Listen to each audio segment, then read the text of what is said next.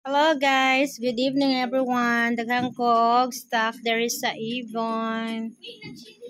Andiyan na po ko yung mga brochure guys.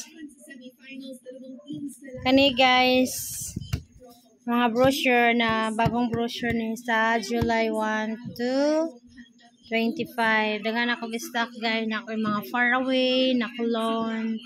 Diyan na po ko lipstick na Red Supreme, and then Iconic Red na guys. Diyan na po ko yung matte, Hydromatic matte, Hydra Ruby.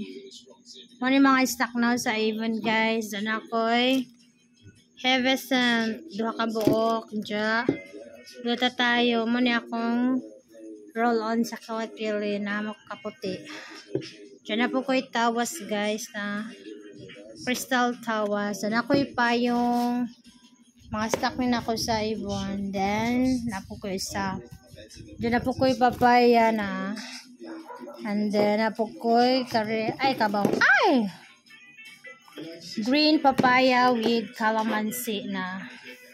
And then na po ko papaya na 10-in-1 healthy and bright hand and lotion, body lotion. Kanat jagay papaya and soy. And then meron po kong royal jelly, moisturize, rich, restore condition, intensely moisturizing hand body lotion. And then napukoy body milk, hydrating body, hand and body lotion. And then muna stock guys na kagaya sa akong tumbler pang social guys nga ni guys muna ako blue pag 500 ni sa guys, 500 nani stainless sa loob kasi gusto mo order na ako'y purple, na ako'y pink, and ako'y blue. Ay, manay akong mga products sa Avon guys. Dali po ko'y Skin Soft Avon. Diyan na pa ko stock nga rin guys sa PC, the alert, and check na sabon. Then meron po kong glutathione lotion. And then last one is meron akong tough na apple. Ito yung aking bag guys. Baka gusto nyo rin to siya guys. Maganda siya guys. Dati 700 to bili ko. Tapos naka-discount ko 500 kape na lang.